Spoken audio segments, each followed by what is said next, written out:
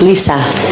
Of course, I agree creatively with all of you guys, but I have to add, I think piracy is really dangerous. I think, if you look at what happened to music overnight, it's dangerous. It'll hopefully be counteracted by what Timur is talking about, with the camera even cheaper than $1,000. But I think that it's important for talent to be compensated for what you do. And, I made a movie once. It took me 5 years and it cost $140 million. And the day it came into theaters, I was in a parking lot and somebody came up to me and tried to sell it to me for $2. Oh my goodness. That's a bummer. But, the storytelling, there's always going to be talent. There's always going to be great ideas, and people will always get together in amphitheaters and around campfires and listen to great story. From my standpoint, coming from an economic background, I wonder if the broad economic landscape is also worth mentioning here, because we want consumers to go to the movies. We want them to buy the content. And of course, with an economic recession or an upset, perhaps this is also a threat. Then again, this is the cheapest form of entertainment, even if prices are rising. Zlata. I'll join to what's already been said, but as we all know, American cinema developed during Great Depression. So there is also the risk of lack of good scripts. People have to want to go to the cinema even when they don't have much money. I think the most important thing is a script. A good script, a good business model. A good script will always have a good business model. You'll always have a good project if there is a good script. That's where we see our future development. Значит, самый большой риск — это плохие сценарии. Самый большой риск — это что? Это тогда просто плохие сценарии? Дмитрий. Господи. Дмитрий Рудовский from Russia.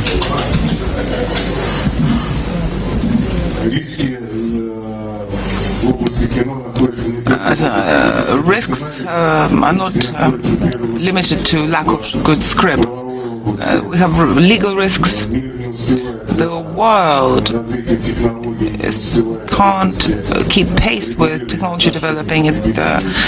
We don't regulate yet the relationship between the consumers and the producers of these new products. On my way here, I was in a very modern train from Moscow, and I saw how Russian railways are pirating our films. I phoned my lawyers and said, "Have we sold them rights to this film?" And my lawyer said, "No, of course not. We haven't sold them the rights." It's taking place everywhere, this piracy, and our attitude to this should not be piecemeal. We shouldn't be looking at this from one country to one country. You have to have a universal approach, and not just the people in the business, but the state, which regulates intellectual rights and these relationships in the market, needs to step in. We need the support. I think the main risks are here. We cannot get the ear of the Minister of Finance, who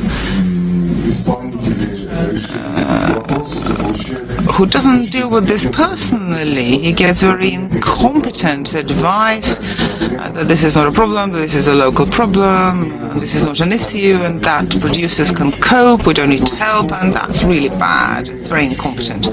And we bear huge losses.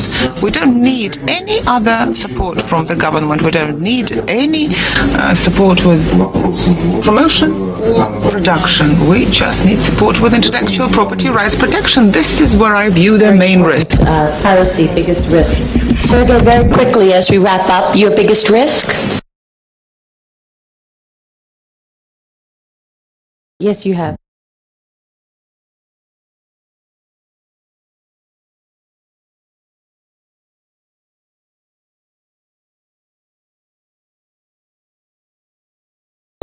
Well, we're coming to the end. I'd like to thank you all.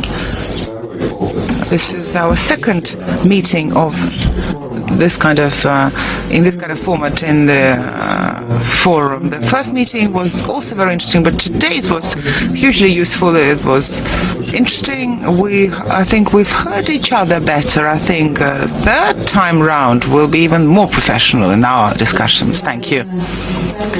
I think I'll repeat. But I will say that for us the biggest risk is lack of interesting stories. On the other hand, lack of respect for intellectual property and people's work. That is also a problem. This has to be a part of our education. You know, families have to bring this about. They have to bring this down to the generations, because piracy is brought about by lack of understanding of how priceless this project is.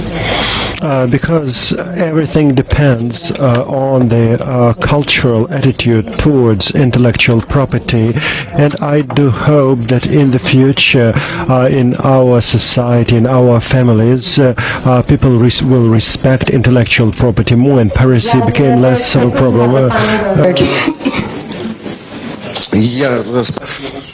Thank you so much. Well, just risking myself as always, because I have nothing else to risk.